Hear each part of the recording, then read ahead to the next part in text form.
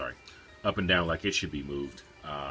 Like if I try to move this, it'll just bend up, and I'm hoping I'm not doing any damage to the internal parts there, but I think that part's easy enough to replace if I do. These were aftermarket screws. They were very easy to paint and put in place, so that's nice. Contrary to the face-off gun, I decided that I actually like this to be black, and Airsoft Surgeon's version of this is actually black. Let's see. The Western Arms version has this style of a thumb safety instead of this Tokyo Marui MEU style. And I noticed that just looking at some pictures of the movie gun, I think the movie gun has this feature too. So I know this is a feature that I commonly see with airsoft pistols or 22 caliber models of the 1911. I don't really see this feature on a real 1911. I don't see any on any of my Rock Island 1911s. So I haven't really done a whole lot of research or in-depth looking into other types of 1911s to see if they have a different style of thumb safeties. But yeah, this gun has turned out better than I would have thought. You know, there's still some things I gotta do to it. There's some internal things I gotta do to make it work a little bit smoother. It shoots just fine, but sometimes I get a little problem with it returning. And I'm having a little issue with the trigger, so when I installed the trigger back in, I think I probably put a little bit too much pressure on the little loop that the trigger is attached to, because whenever I insert the magazine, it gets really stiff on me. So I'm going to have to redo that. But this has been a great project. I mean, before I did this project, I was on eBay just about every day to see if somebody wasn't offering up their Western Arms face-off gun.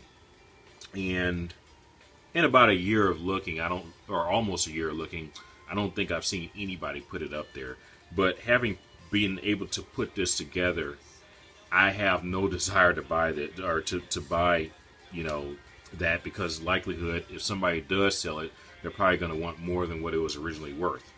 Because I believe it was anywhere from a $488 gun to a $530 gun on those different websites like WGC and eHobby Asian. Speaking of price, I'm not going to tell you that this was cheap. Now, you can do this cheaper than what I did, but I think I paid just under 400 bucks putting this thing together, between the shooter's design slide, between the rear sight, between the garter frame, the upgraded trigger, the Tokyo Marui gun itself, between the outer barrel, the purchase of a cheap drill press. Yeah, I spent, in all the shipping costs, I spent a little bit under 400 bucks for this. Like I said, you can probably, you know, find ways to cut corners on that and spend maybe only 300 bucks. You know, I put the money in this over time, not all at once, so it was very easy to spend little amounts here and there building it. But at the end of the day, I'm very impressed with it. And you know, I was going to get rid of this gun after I completed this one, but I like them both. I really do. I don't like this rail so much. I really wish WeTech would have done this with their standard MEU frame, you know, instead of putting on this crazy rail that a lot of people don't like anyway, because it doesn't fit with a whole lot of aftermarket parts. But yeah, really nice job. And I can say, after having played around with this, that this paint coating is very durable. I'm not going to tell you that it'll never chip. I'm not going to tell you that it'll never scratch. I've definitely scratched a few of the internal parts here fitting this back together, but I can tell you it is strong, especially when you put that lacquer coat on it. And if you don't want a shiny gun, you can always dull coat it after you put the lacquer coat on there. But you know, it's just great. The technique works. You know, when you bake that paint, you know, it really, number one, it dries the paint out a lot quicker than waiting, you know, a day or 2 days in between every coat.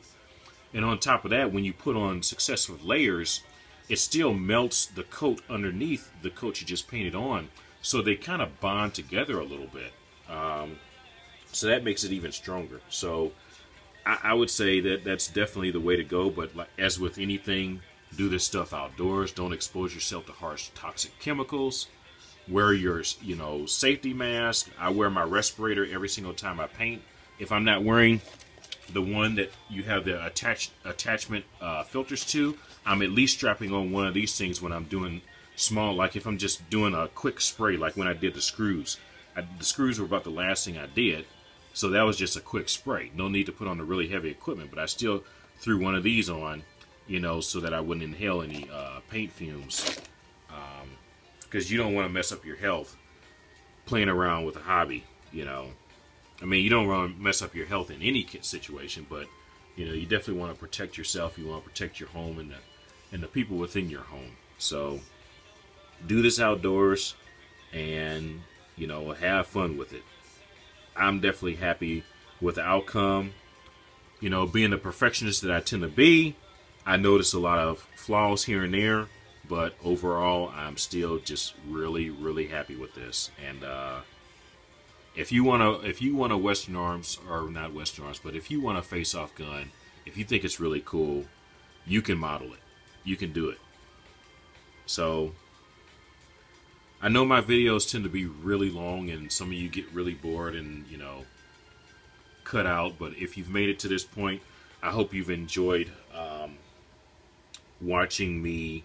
Well, you really didn't get to watch me customize it, but just showing things along the way and just kind of educating you about some of the things you shouldn't do. This video hopefully will show you that you can do it, but it'll also hopefully teach you of things to try to avoid, when you are doing it. Like, don't put on too thick of a coat of paint, or make sure it might be a good idea when you're putting together one of these kits to test fit everything before you even start painting, so that you don't, really mess up things when you're trying to reassemble it. So, but really, really nice project. Really nice project, really nice outcome. Even with all the flaws and even with some of the differences from the authentic Western Arms, or not what I keep saying Western Arms, the authentic face-off gun. It's just a really nice project. It's a really nice outcome. So, you got any questions? Ask away.